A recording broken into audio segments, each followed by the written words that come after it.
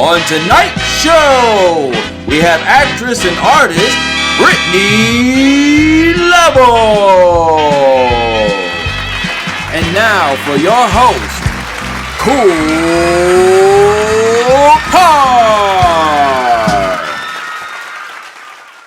Welcome to the Kickin with KoolKard show, episode 65. Once again, we are back every Tuesday, 10 p.m. Eastern Standard Time.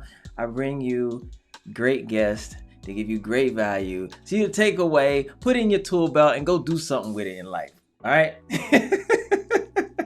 Yes, I do that for you, and you come and view this for me, and yeah, we're a team. We do it like that. But listen, this week, man, I'm excited. I have a singer and an actress, and she's accomplished in her own right. She's doing great work, doing great things. And I brought her on here so that she can share her journey with you, and she can share some nuggets of information with you about how she's had some breakthroughs and just how she's juggling a lot of things that she's doing. All right, because we're all juggling things in life, and sometimes we feel like it can be a burden or it can set you back, but not her. And hopefully she can shed some light on some things that can allow you to have a breakthrough, you know? So yeah, without further ado, I'm gonna bring her right on in with a nice little welcome, and then we're gonna dive into her life, into her journey. Well, not too much, we ain't gonna get too personal, but you know how it goes. Let's get it. Welcome to the show, Brittney Level, ladies and gentlemen. She is a great actress, she is a great singer, and I will showcase that on the show, and she will showcase it as well. Not like I'm gonna have you singing, but I got you. Okay. I got you. I'm down. But anyway, thank you for coming on here and lending me your time. Yeah, man. I'm happy you're here for real. So let's talk. Let's talk about your life. Girl, you're doing so much. And you're juggling. You're a singer, you're an actress, you're a mother, you're doing it all. Now, okay, I want to know, and you know, I'm an actor too. By the way, y'all, she's my castmate on a series on Amazon called Snitch. Yeah, Black. She's one of the main characters, one of the leading ladies on there, and she's doing phenomenal work. But yeah, so I want to know, and I know, but for the viewers, what type of vulnerability do you feel that it takes to be successful as an artist or a creative? It takes every bit of you. If you want to be good, yeah. If you want to, not even if you want to be good, if you want to be great, and I don't mean about other people's opinions of you and what they believe you to be great at, because that's their opinion and that's none of your business. But I think that you have to expose yourself. Like, you have to expose those wounds. And I think a part of me learns through my singing, and especially my acting, because it takes me somewhere that I either didn't know that I could go.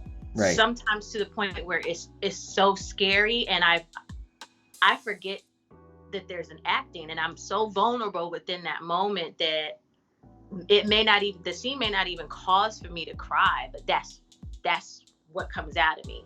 Yeah. So that's organic.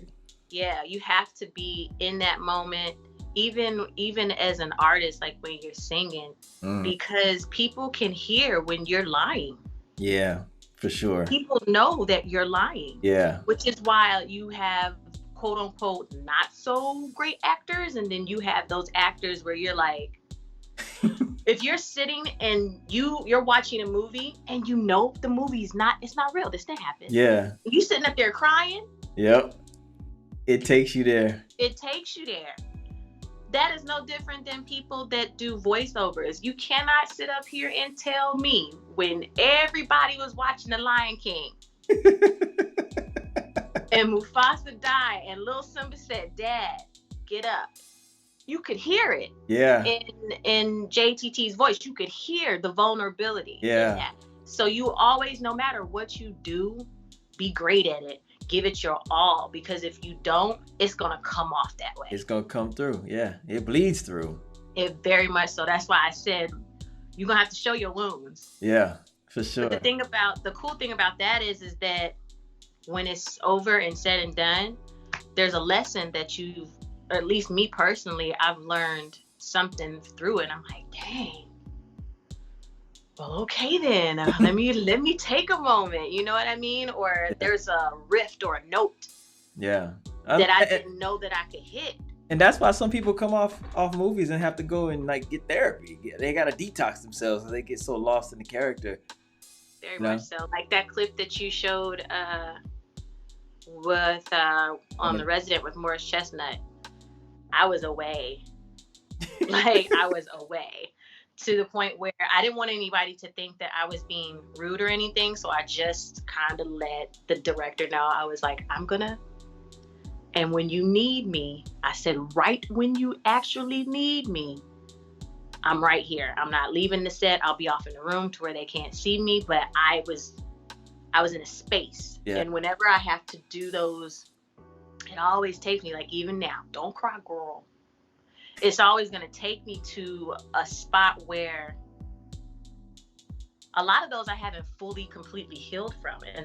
And that's okay because I'm doing it in my own time. But then I also get to pull from that. So yeah, I was going to ask you, when you go to like the green room or the trailer or wherever you go, and you need that time away, what's the process like? I have a whole setup, and a lot of people really think, they be like, oh my gosh, she's so standoffish. I am not.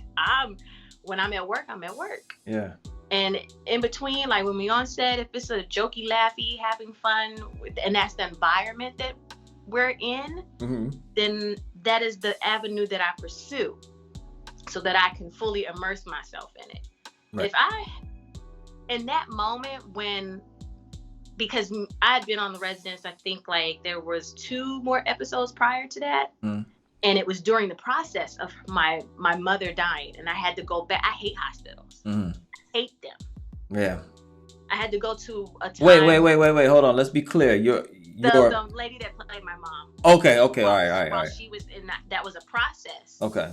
So, I was very because in my head, I'm alone. I'm only this many years old, and I have to take care of all of these kids. And so I hung out with nobody but the children. I didn't hang out with the lady that really played my mom until later on, after she had gone into her coma. I talked to Morris a little bit, and then I was standoffish because I wanted to see what the dichotomy between me and him organically, how that was going to play out. Yeah. And on this one, I made it so I didn't read the entire script until the last episode that I was in, because I didn't want to know what was going to happen. Right. Okay. I wanted to be right there. Want to be right there your world the whole time. Yeah. And it's exhausting. I think that day it was like a 15-hour day of just being constantly. I was exhausted. For those watching who don't understand, you're talking mentally exhausting, right? Mentally, emotionally, and yes, physically, because I was still dealing. The youngest child there was 4. The oldest was 15.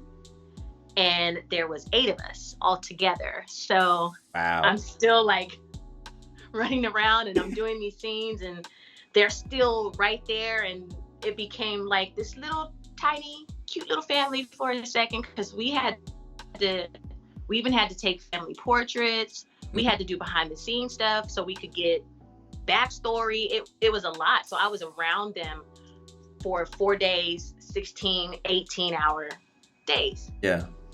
So yeah, it became even physically that last scene. I went home, and I didn't want to. I was just like, I'm gonna talk to y'all tomorrow. I'm going to bed. Yeah. I had to, and it's so hard to let it go. And that didn't really happen, girl. Get out of this. Yeah. And then compose yourself and be like, okay, I'm good. I got my glass of wine. I'm good. And listen, I'm so glad that you're expressing it the way you're expressing it, because there's people that really think that it's easy. You know, you make it look easy. You know, if it was actor, that easy, everybody would be doing it. Exactly. Everybody would be booking, everybody be on set all the time. But good actors make it look so easy, and people think it's easy, and they think it's just like it's play, but it's work. It's like work. It's really draining. It's both. You have to figure out. I've been in this industry for a little over 8 years now. I had to figure out the balance between that. Yeah. Like, not easy. Yeah. And to have to come home, and then I do have a little one, and he doesn't need to know that mommy's been crying and been sad. Yeah. I don't even let him watch a lot of my stuff. Like, if it's on, he'd be like, "Are you on TV again?" I'm like, "Yeah, we can turn it. We can watch something else." Because I don't want him to.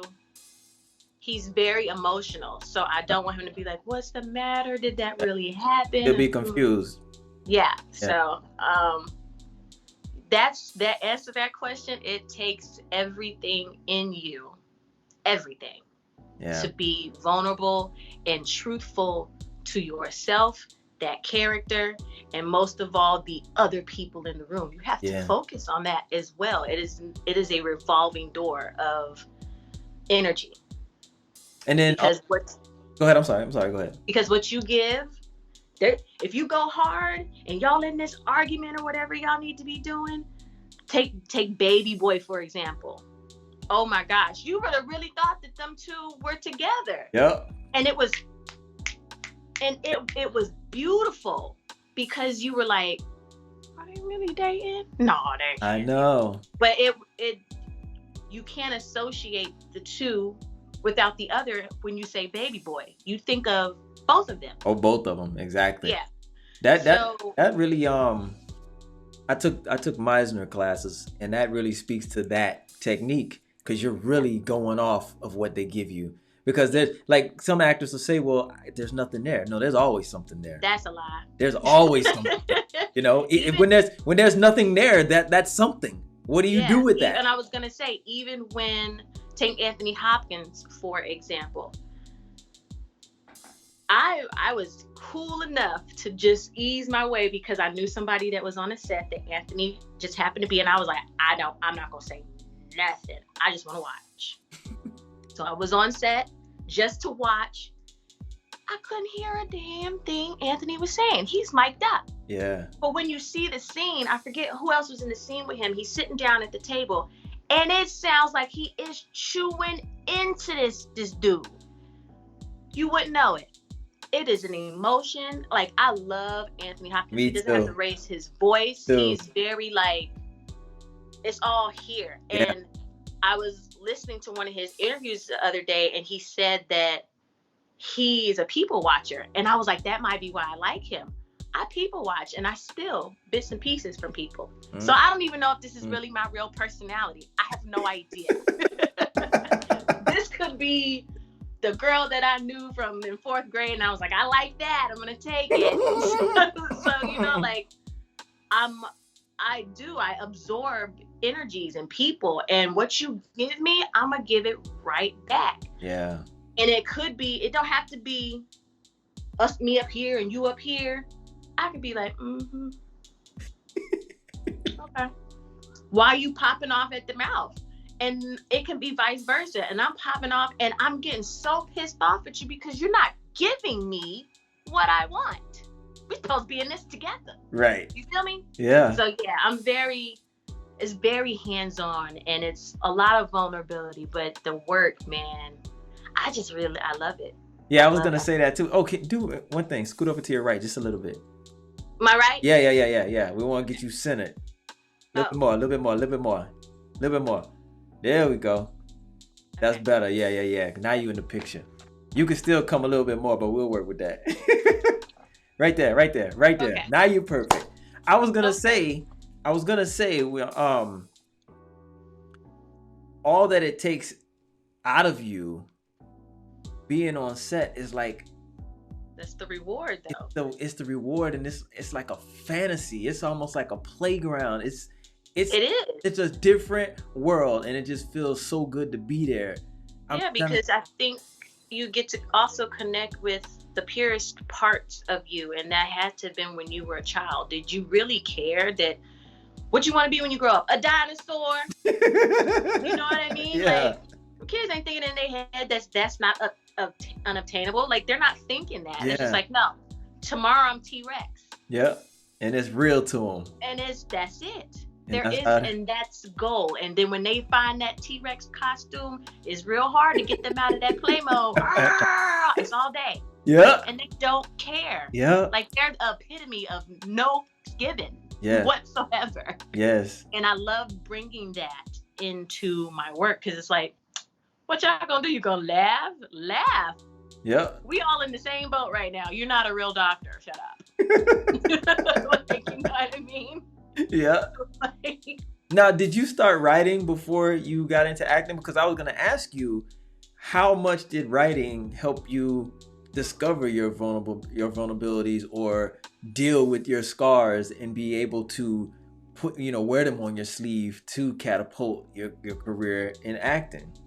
So, when I was very, very young in elementary school, I liked to write. I won first prize in my second grade writing class. I won first prize in my fourth and my fifth. And from there, I just, I don't know if anybody even remembers fan fiction. I don't remember. Take characters, let's just say Morris Chestnut, and I can put whoever I wanted to into this movie or into this story that I'm writing. And I can create my own world. Okay. I can create it. And then I think when I just got into high school, and I started writing the story, like, handwritten. I still have it. I think it's about 300 and some odd pages in pencil. Oh, wow. I wrote this, and I gave it to a friend. And I was typing it on a fan fiction website as well. My friend had come in, and at that time, I think it was like 118 pages. He was like, "Where's the rest of it?" I was like, "I haven't finished writing it." So it became a thing when I got a phone call from North Carolina, my friend at the time.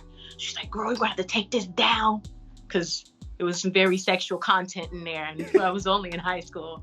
And I put all of us, I was like, "Who's the person that you like?" And I'm going to write it in. And I was asking them all they, questions of scenarios and all this stuff. And it had gotten around her high school. Oh. Wow. And I was like, and they were like, "Well, where's the rest of the story?" And then her mom had got hold of it. And she's like, "Who is she writing about?" Thank God I had changed everybody's name. Because that would have been terrible. But the thing is, her mom knew, she found out that I wrote it. And I was just like, damn.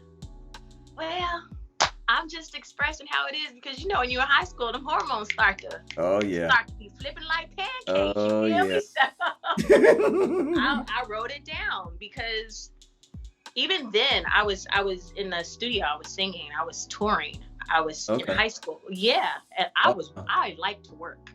So going like all up and down the East Coast, a little bit on the West Coast, definitely all in the South. And during the weekends, my dancers would come down, we would rehearse, and then we would be rehearsing for the show that we were going to have the next weekend. Okay. And I'm still in school, and I got to get good grades, like, always been that way. So I think you just have to really love what you do, so it's not a job. So, and I know you're talking about, well, you have an EP, and you're talking about putting out a video. Are you looking to go further with it? Are you trying to revamp that and push that back out there? Well, I don't think that the songs are like that outdated. That's just my personal opinion. Like, when I did that EP, that was mine. That was mine. No, I've done a lot of when music. I say revamp, I'm just saying, like, because just like come out and be like, "Yo." Yeah, because it's like you're not really pushing it because you said it was for you. But when I listen to it, I'm like, this is damn good. Like, this could be radio. Yeah, I mean, that's what I did. And at the time, I was also working, like, doing Uber while I was off of set. All of my Uber money paid for that entire EP. Okay. Yeah, so I was very adamant. And then I was like, you know what? It was just a release. I was like, okay, I did it. Thanks. No, because I was in this space. Yeah. And I felt claustrophobic until I started writing, and the songs were like Therapeutic. And I said to myself, I was like, when it becomes hard for me to write this EP, I'm done. Yeah. There's no point in forcing this because it's already here. Yeah. I got everything I need right here. And by the time I got to Melanin, I went for another one, and I was like, dang, I can't really think. Yep, time to get I was like, that's it. I'm done with the EP. And they were like, you don't want to do like the one more song? I was like, no, I don't need to. This is it. It's well rounded. Yeah, so, it is. Thank you. It is for sure. So I'm asking you, would you be an artist? Like, would you be a touring artist if you had an opportunity, or are you just dead acting? No. Acting that's just my heart. That's acting is it. But of course, I would have never been singing in the first place. I would have never been touring. I would have never been, in the studio at such a young age if I didn't feel like I was pursuing it. But as I got older, my music changed. Okay. And I found like my little groove. And then pandemic hit and my groove changed. So I was like, I don't want to be put into a box where they're like, oh, she does neo pop soul or whatever it is you want to call it. No, I just make music that I like listening to. And whether that be some 90s hip hop, whether that be pop, whether that be rock, I'm going to put out what I want to put out. But I do plan on making a video. It's that whole album for me was such a like 90s vibe though, like kind of brought into today. So that's where I want the videos to be. Well, I'm going to let the viewers hear a little okay about, what you do. Okay. We're going to do that. We're going to jump into your song Melanin. Thank you. And then when we come back, we're going to talk Bobby Brown's story. Yes, indeed, girl. That thing is jamming right there. I love it. Ladies and gentlemen, that was Melanin on her EP titled Unbothered. Y'all make sure you check that out. It's on Spotify too? It's on Spotify. It's on all of the platforms. It's on Google. Was it Google Play? Google Play, Apple. Yeah, Music, YouTube, Spotify, Apple. YouTube, Amazon. Y'all go get it. Check it out. It's jamming. Indeed. And she just told me she has another on the way. Another album. I'm telling you, man. Doing a thing. Oh, before we get into the Bobby Brown story, let's talk about you juggling all that you do. And, we mentioned that you have a child. How do you manage that? I know you said you kind of keep them away from what you do, but as far as like time constraints and all that, and just being there, getting ready for school, all that, like there's mothers out here that have dreams and they feel like kids aren't, I'll never say like a kid is your burden, but you have dreams and it's just time and you got to work and this and that. Can you give some tips on how to manage that and just how to have a breakthrough? I can't lie with this one. You have to have a real strong support system behind you. I'm so serious because I can get booked and they'll be like I got booked to do a movie and I was away from my child for 3 months. I was gone. And my parents, they had him and they were having his father come and pick him up and have him for some weeks. And, and then there was a time where it was just like, what am I going to do now?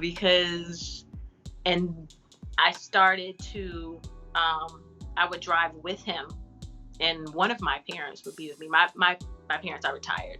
Okay. And when it first started to happen, like they were like, I was like, oh, they're taking. I have to go to New Orleans and I have to be there tomorrow. And I'm like, what are you talking about? You have to. And my dad would be like, no, you're not driving all the way to New Orleans with Amari. That's not happening. Like, he can either stay here with your mom and I'll drive you, but it had to be a huge support system. And then there were times where it was like downtime. And when it was downtime for me, I had a job and I didn't really have that type of help. Mm-hmm. As a woman, when you really want to do something, you will figure it out. Mm-hmm.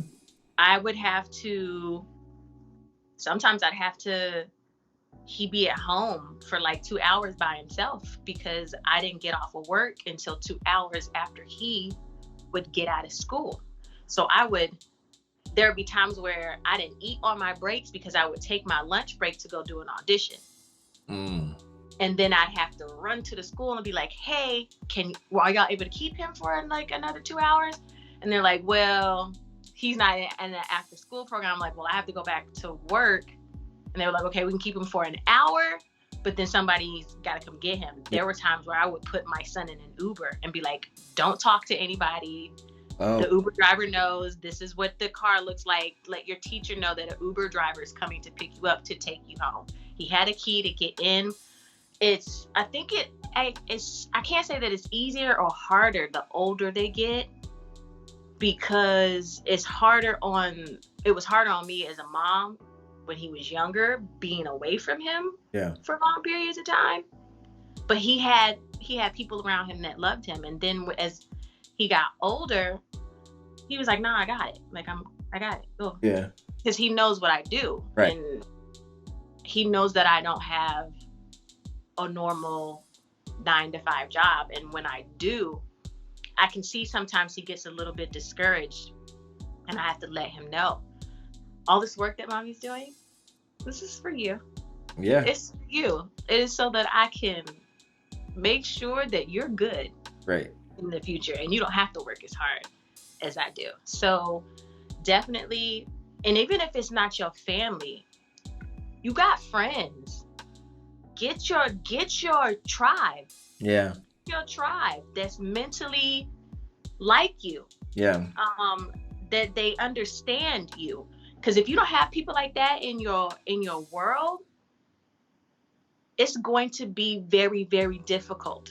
That's no lie. It's going to be very difficult for you to get to where you need to get to. Yeah. Unless sometimes I go to my audition, but I sit in the car, you turn the AC on, lock the doors, I'm going to be right back. Yep. If I'm in a physical audition, like not, I'm going to go drive and get taped. But if I have an in-person audition, they haven't called me yet. You all right? I would park right in front to where I can see him. I mean, like, and I know that some people are like, well, that's negligence. And you got to do what you got to do. You have to do what you have to do. And I don't give a damn about nobody else's opinion of me when it comes to my kid, because the way that I raised him works for us. Exactly.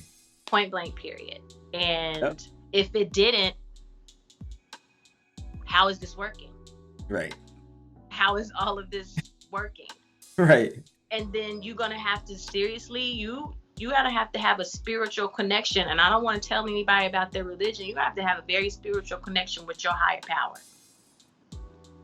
Stuff just doesn't happen on a whim. I think that is the most ridiculous thing I've ever heard. Preach.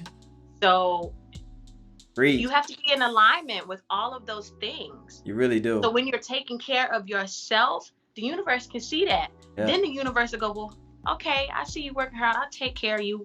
I'll figure it out for you. I'll have your steps put in the correct order so that you can get to where. And by the time you know it, I've set up many a times to go, how did that happen? Yeah. How? You don't understand it. I remember like all the way to the point where after I did Pride and Prejudice, they flew me out to LA to do the premiere. It was like all the lifetimes from book to TV series that they were doing. And I'm looking around. Vivica Fox is right in front of me. I mean, like people. Yeah.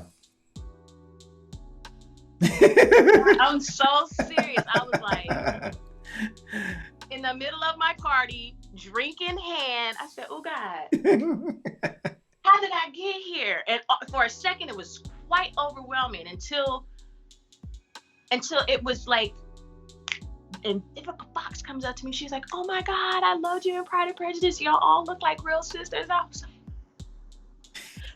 do you know that the reason that I'm even trying to pursue this is I saw her and Tuka play that game, and I was like, she is feisty. Yep. I want to do that. Yep. And I'm just like, Vivica Fox knows me. What is happening? It was really like a surreal moment. And then I had to remember something that my teacher, Angela Davis, if y'all want to get into acting, she is the classroom for it. Beginning actors, like advanced, she is the class for it. She said, never question yourself. If you weren't supposed to be in the room, you wouldn't be there. Hey, man. Say it again.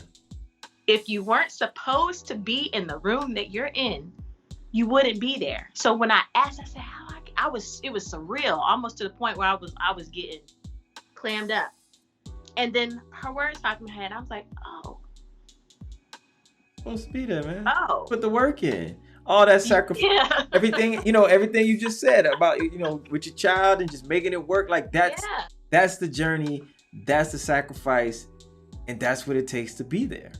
It's more than just the talent. It's everything that you put into it, all that effort, all that finagling, all that figuring it out.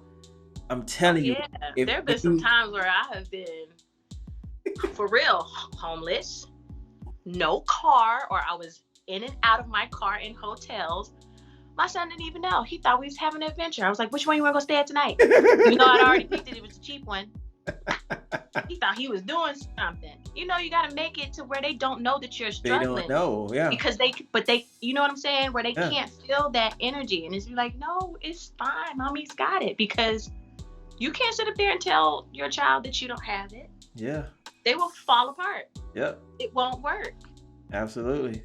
And that's that support system around you as well. Y'all better get y'all some friends. Man, I'm telling you, it really does take a village. It really does. I don't know who coined that phrase, but damn it. I'm telling you. But nah, you really speaking the gospel on that, because I mean, just like for me too, like my whole entire life, whenever when I'm faced with a challenge, I won't even say a problem. It's a challenge. And I know, like for me, I'm telling you, listen, man. I thrive through mine. Even though it'd be hard, I'd be like, okay, this gonna build me up in some type of way. Let's go. Listen, for me, I know it's gonna work out every single time without a doubt, because God got me. I pray to my God every day. I talk to my God every day. I got a personal relationship with my God. It's strong. And I'm telling you, for me, it's like a game. When I meet a challenge, I sit there and I just think to myself, like, okay, I want to see how it's gonna work out, because I know it's gonna work out. I don't know how right now, but just amuse me, God. I just want to see what you gonna do this time, because I know you gonna do it. And every single time he does it. But you have to, and I think those challenges are just they're more like stepping stones, to be like, are you really prepared for what you're asking for? Because I'm about to give you this test real quick, and if you don't pass it, I'm gonna sit you still right here, and it's gonna come again. So you better take them L's, them lessons, get them good, and whoever.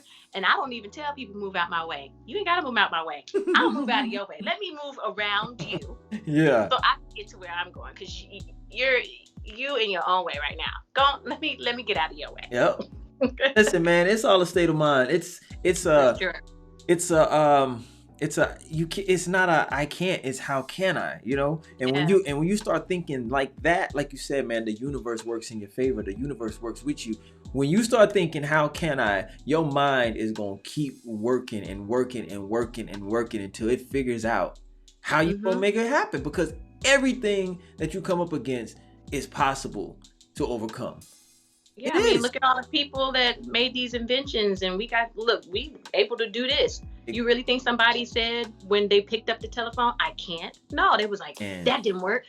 Let's figure out the way this other mathematical, like, you know what I'm saying? Like, it was all a process to get to this, and then it just comes out to be a bigger and better thing, more than a lot of people can even imagine. Have you ever just stopped and really thought about it? Like really thought about it? Like just like right Yeah, now, it blows my mind. I have to right stop now in this because moment. my mind goes to, I be like, In this moment, right now, just think about it.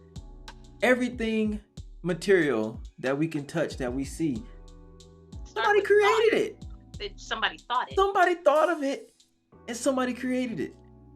Every single thing, if it ain't the dirt, God created that. But I'm just saying, man, every single thing we're touching, everything, every single device we can hold, talk on, pencil we pick up, whatever, it started here. Yep.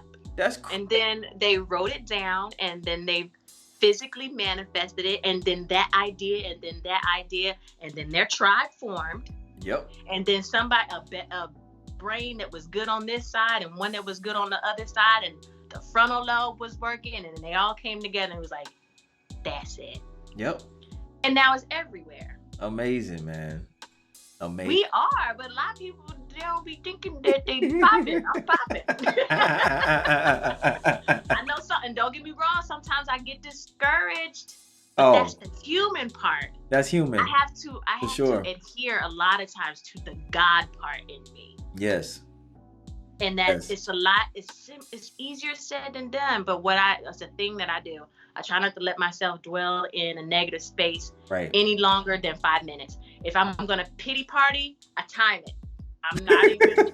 I'm serious. 5 minutes, and I'm out. I will walk away from the situation. I will go and walk outside. I will clear my mind of that. Because what I'm at, I can't do nothing about it except go forward. Go forward. That's it. You can't wallow. You ain't going to wallow. Exactly. Stagnant. Exactly. And it's just like it's just so crazy. Like I don't know, man. It's just crazy. It's crazy. God is so good. What you mean, though? God is so good, man. He is so good. He is so good. And all you gotta do is just do it, man. Just use the tools that He's giving you. Just go forward, move forward, keep pushing forward. Yep. It's just like it's always a way. It's always a way. Always. It's always a way. I love it. I love the journey, and I'm telling you, I love the journey. Indeed. I love the journey. I really do. Indeed. Let's talk Bobby Brown's story. Okay. How was that experience, and what are some of the takeaways that you can? Yeah. Oh, you must got some stories. What's up?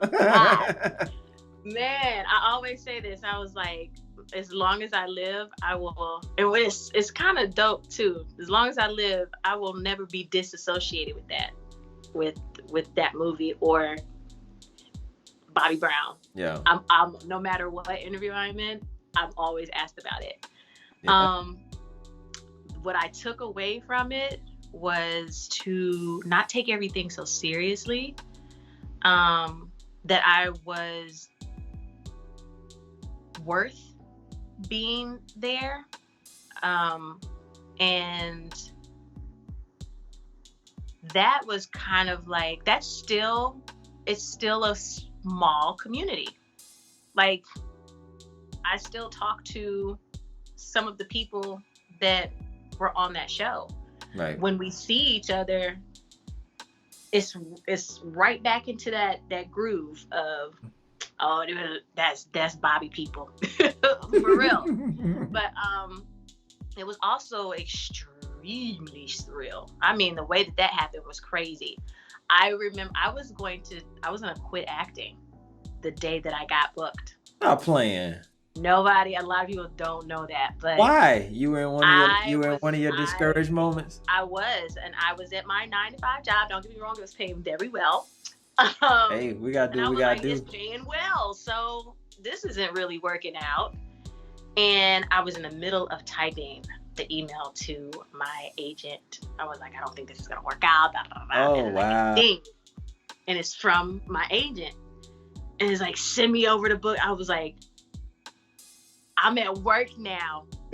You know I ain't got no sense. I said, I know you. all the black came out of me that day. All the professionalism, bye-bye. I was like, oh my God, this is crazy. I rushed. I got up and I ran to the bathroom, made sure nobody was in there. I was like, oh my God, yes. I mean, like when I tell you I went off, put myself back together, and I was like, I'm at work filling out my booking info, sending all my stuff. And I was like, what the just happened? What? Wow. And then I get on set and everybody's there. Bobby, Alicia, his wife is there. And I'm just like, I'm getting fitted. And it's just like, I'm really about to, because it's Bobby Brown. Yeah. You grow up on his music. Yeah. And I'm not even aware of the history that's being made, or of this big movie, yeah, or BET that's being made.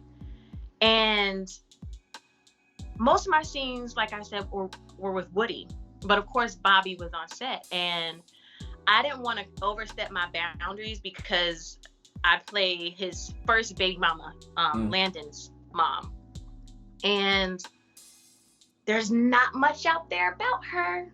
Other than she was a model, they had a baby together. He left.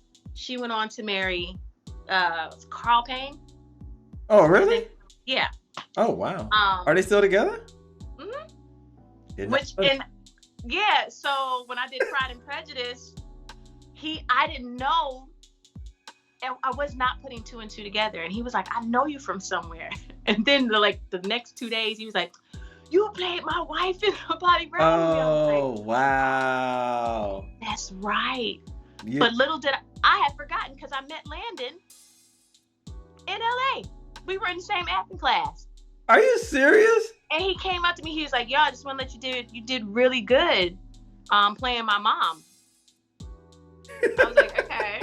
He's like, I'm sorry. I'm Landon Brown. I'm Bobby Brown's. I was like, oh my God, I played your mom. He's like, yeah, you did. And then he called me so that I could speak to her. I was more nervous to talk to her on the phone than I was to be around anybody else on set. And Makai Pfeiffer was on set. So when I saw, she was like, okay. She's like, so they got somebody that's similarly to me. And I was just like, I'll take that. Please don't cuss me out. I'm just doing my job. But yeah, it was very surreal.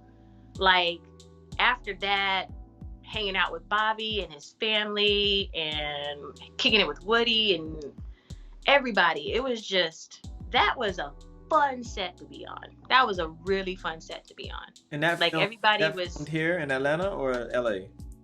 Yeah, that was here in Atlanta. In Atlanta, okay.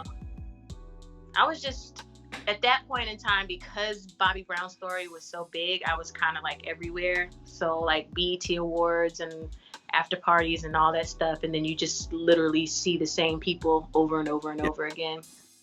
But yeah, that was a very surreal time in my life. And it was like a dream, because I'm at these after parties and I'm like, oh, look, it's Michael B. Jordan. Oh, look, it's Jamie Foxx. Like, all these people. And I had a panic attack that night. I really did, because I was like, it's too many people out here. And it wasn't like, of all the celebrities, I was like, it's just too many people. I don't care who you are. So, yeah. But that was a fun party. You can ask around about that one. Everybody in LA know what I'm talking about, too. Oh, but yeah, that was just a really surreal time. I learned a lot from just being around other actors. Woody actually helped me a lot too, with my first video that I directed. And once I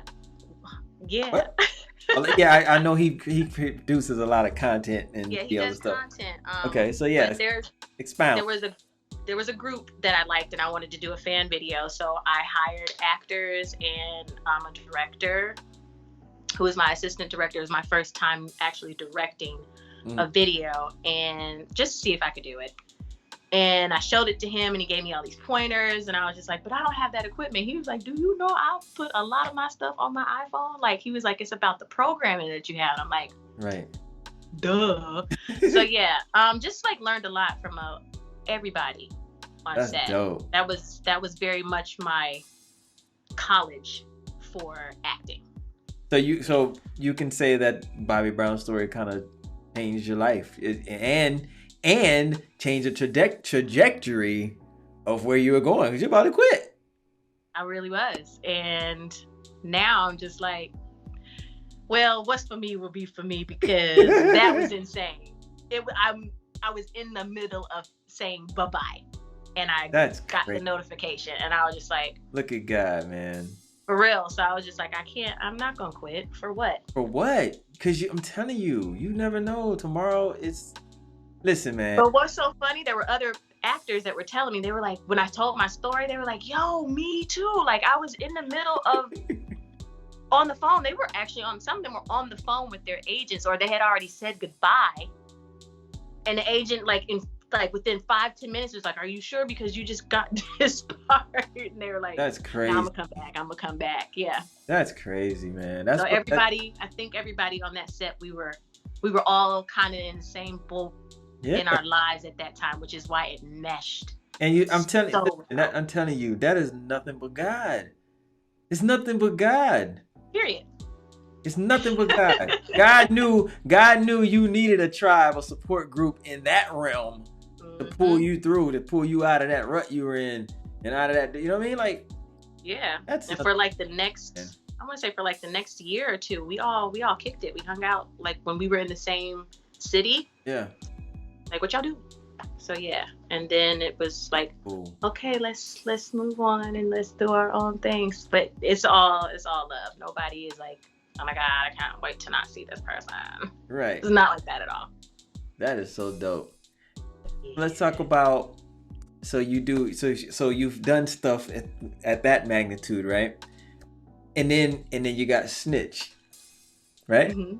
So these short films and these short series that you do and that, actors do, what can you pull from that, or what does that do for you when you get to the bigger sets?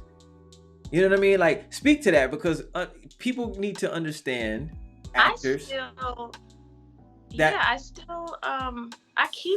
keep that still very humble beginnings. Like, you're not gonna get nothing but me.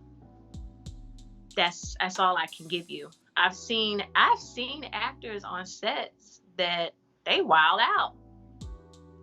Do you, man? But keep that shit over there until, because when we get on set, you know what I'm saying? I just want to work. You know, I'm here to work, and I'm here to do what I love to do. And I think maybe sometimes, unless they've always been like that, and they have too many yes men around them, to not say, you acting a whole fool right now. You look real ignorant out here in these streets. It becomes about them. It becomes about the ego. It becomes about and it's no longer about becomes about the hype, the art and the craft. Yeah, like, aren't you there to do a job? Yeah. What's all that about? And then I've also seen where you have these big time actors and they're really humble, but they're on set for 20 something hours because they're the main character and they're A-listers. And somebody is really dropping the ball. Yo, let me talk to you real quick. And then after I've said something to you, then I don't mind. Like, go ahead and cuss whoever you need to cuss out, because I'm tired. We've been doing this scene. Like, I'd rather them say it than I say it. Yeah. Now, if I was the lead actor, I'm going to say something, because a lot of day players, recurring, co-stars, they don't have to be on this set for this long. I'm giving you my all, and you dropping the ball on the lighting. You dropping the ball on sound. What were y'all doing? Like, what's going on? Right. So I don't mind when people get constructive criticism on set, because it's happening for a reason. But just to come out of the gate wilding. And I've seen a lot of, I've heard of a lot of actors that have been blackballed because of that. Completely. Be like, we don't want to work with you. For sure. Who the hell wants that? That's toxic. Nobody. Not for 20-some hour plus days. Yeah. It makes everybody uncomfortable. And You then know you're what I not mean? gonna get it done because now everybody's worried about if you're gonna break character and scene to cuss everybody out. Yep. Or are you gonna do your And job? then you got to worry about the union finding you, because now you're going over. Yeah, that part. Ooh, child. And if that is, ooh. Man, like that's serious business right there. Yeah, They'll shut the whole production down. Yep, I've been on a set that's done that, and I was just on set because we hadn't done my last scene, so they kept bringing me back because it was like, yo, why are we not getting this scene? And the director was getting real ticked. Yeah, and they gotta pay you every time they bring you back. So now they cutting into the budget. But for me, exactly, it's good for you. But yeah, I'm ready to go. But hey, those are the easy days. Right. We're not gonna need you today after the 8th hour you've been there. I'm like, okay, all right, cool. I'll be back tomorrow for another check. But yeah, I think that I like the dynamics between it because you can be on set and you can see how things work on a bigger scale, and then you can bring that to a short film and be as professional. It doesn't matter whether it's a short film, it's a series, if it's how we're doing a short series, or if it's SAG, if it's not a SAG project, you know what I mean? Like I've been on from A to Z. I've been on them all. Right.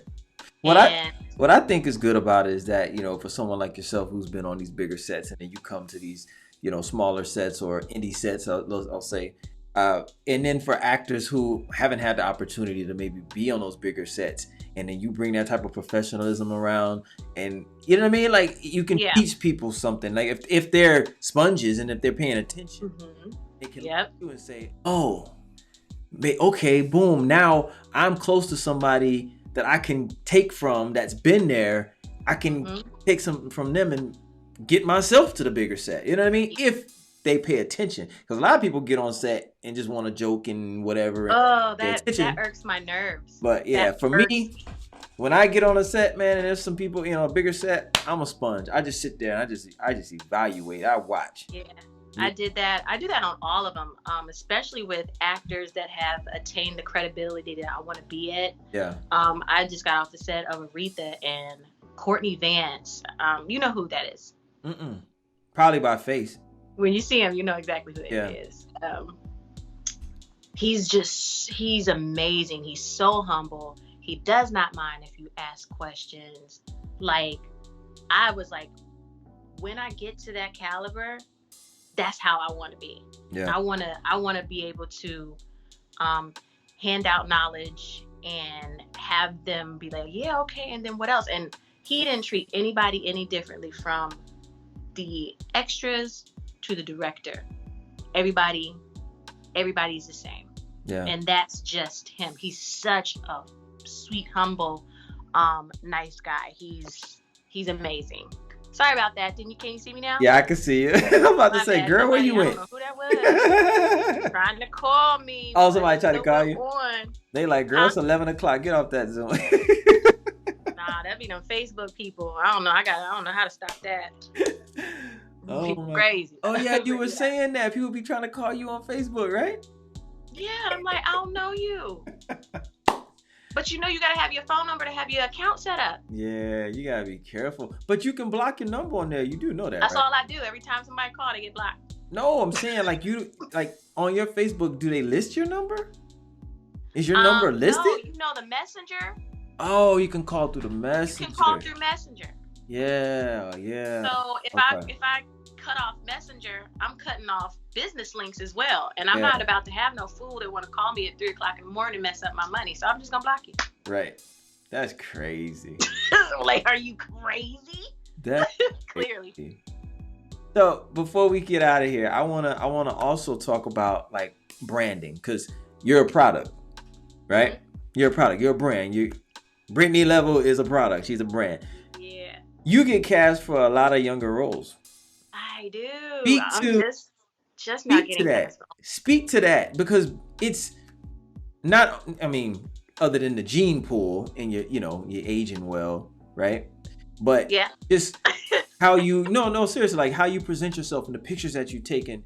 It's all about branding yourself. It's all about packaging yourself up and making yourself marketable. And you cross demographics, like you're straddling demographics, because you're older, right? Mm-hmm. But you can play like somebody like 17 years old. Speak to the importance of being able to do that for yourself, be able to create that for yourself, because you can create that. Yeah, it's all about, and this is where my modeling comes in. So it's all about how you carry yourself in a photograph.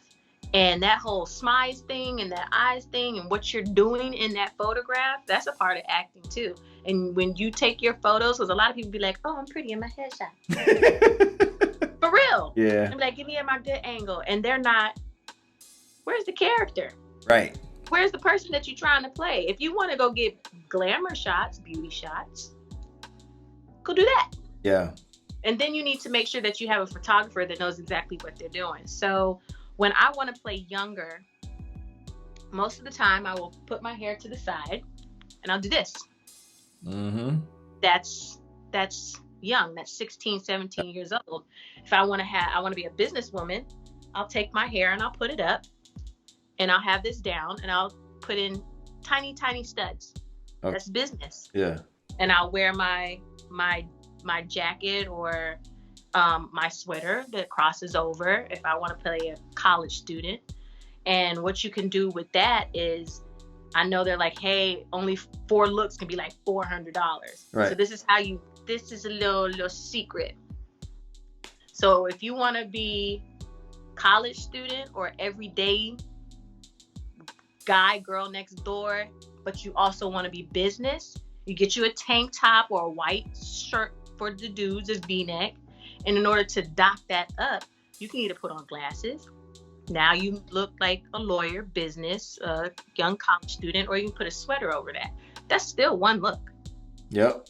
It's not until you actually change your wardrobe that it's another look. Now you just got 3 looks out of that one look. So now you finessing the photographer. Yeah, because like, what do you like? First of all, sometimes I think that it's just crazy. I've seen photo headshots and they'd be like, it'd be $1,000 for 2 shots. For what? That's okay. Great. Like, that's not happening. That's some LA. And it's all about the way that you look. So if I do this in a headshot, I look a little bit more like aggressive. You know what I'm saying? Like I'm doing my lawyer thing, or I'm doing my older student on campus thing. Right. If I want to play the young girl and I want to be shy, I'm this. Yep. You get what I'm saying? Yeah. So it's all about the way that you look in your photos. It is, when you go for your headshots, you're not doing glamour photos. You're not on the beach. You're not some Instagram model. You're not doing none of that stupid shit. You're at work. That's part of the job. Yeah. So it's all about the way that you present yourself in those photos, because that's the first thing people see before they ask you, especially if you don't have a reel. Yeah. Before they ask you to come in for these parts. Now, if you go in person, when I'm playing somebody younger, I have a deep voice for a woman. I take my voice up a notch so that they make me sound like I'm younger, and I'm very coy and I'm very shy, and I present that to them. Oh, okay. And then when they're like, hey, play this 25-year-old, I come in, little cleavage showing. I got on something a little bit more form figured, and I got my heels on. Like I'm in my part. So when you walk in the door, you're in character pretty much. I'm in character. A lot of people, when I don't like that either. A lot of times, people want to talk to you when they see you. Yeah. I've established to where people know. Even though like we're friends and I've seen them, like, okay, girl, yeah, I'm gonna talk to you after this audition, because I want to be in my headspace. Yeah. Because this is my job now, and yeah, I'm not in the door yet. So I want to give my best, and I can't give my all when I'm giving you pieces of me prior. Yep. To the audition. So it's all about the way that you carry yourself in your photos, in the room, and your confidence level that you have when you can be shy and be confident in that character at the same time. It's not hard to do when you're focused. Yeah, absolutely. Thank you for that. See, that's the value I need for the viewers, because there's people out there that really need to hear that. Take notes, y'all. Take them notes, man. I'm telling you, take them notes from a vet. I'm getting there, man. No, you're a vet. Man. You've been doing it. Listen, you put the hours in. It's all about the hours. Yeah, I mean, I'm still taking workshops during COVID. Like, I got one coming up. I'm still taking meetings. Like, it's all about the hours. So what can we see you in next? What's in post-production right now that you've already filmed that's gonna come out? There's a movie called The Collection. That would be my first big screen. That's crazy. Oh, that's what's up. Yeah, that's crazy. Like, then Aretha on Genius Aretha. Okay. Oh my God. And then I've got one more. I can't remember the name of it. I saw something on IMDb. Well, it's something with an S. Oh yeah, Savannah Haunting. There we go. That is going. I don't know what that's going to be on. I'm not exactly allowed to talk about that too much, but you guys can Google it. Okay. Because I can't. We signed stuff that. So. Got you. But yeah, y'all can. It's called A Savannah Haunting. Okay. It's my first horror movie. That's what's up. I'm Yeah. checking for it for sure. I'm gonna follow your IMDb so I can support all your work. Thank you. Definitely. Well, listen, I appreciate your time. We've been on here about an hour. I'm telling you, girl, what I tell you before we start. Be kicking it. I was ready though. Yes, you were. I appreciate you for sure, man. Awesome. Thank you so much for having me. So much information. You dropped so many gems, so I really do appreciate that for sure. And yeah, man, just keep doing what you're doing. It's coming, girl. It's coming. You're one of the best that I know, and that's real. I'm being real. Thank you. Yeah, for real. So grounded, just so natural, and it's so much conviction in your work. So thank you. Yeah, me and Deja will be talking about you. So all good things. For sure. You're the example. You know what I'm saying? Thank you. For real. Put in good work, man. I love watching you and working with you, and you know what I mean? Yeah, for sure. For sure. But listen, hey y'all, next Tuesday, 10 p.m. Eastern Standard, you know where to find me. Right here, again, kicking it with someone, dropping some gems and some value. Y'all go follow Brittney on Instagram, the Brittney Level. She's on Facebook as well. What is it? Is it just Brittney Level? Brittney Level. Brittney Level on Facebook. On Twitter, it's the Brittney Level. Yep. So y'all make sure you check her out. Check her out on IMDb as well. And I got her link to her IMDb in the description. When I get that Apple Music link, I'll get the Apple Music because I got Apple Music, but I'm biased. I'll put that in the description too. Support the music because that's just as good as the acting. I'm telling you. Yes. But listen, if this is your first time checking me out and kicking it with us, please feel free to subscribe so I can continue bringing you this value. Yeah. Y'all go check us out on Instagram. Follow us there. I'm KoolKard, cool with a K, card with a K. You see it right there. And the Brittney Level. All right. Until next time, y'all. Peace and love. We appreciate y'all. Peace.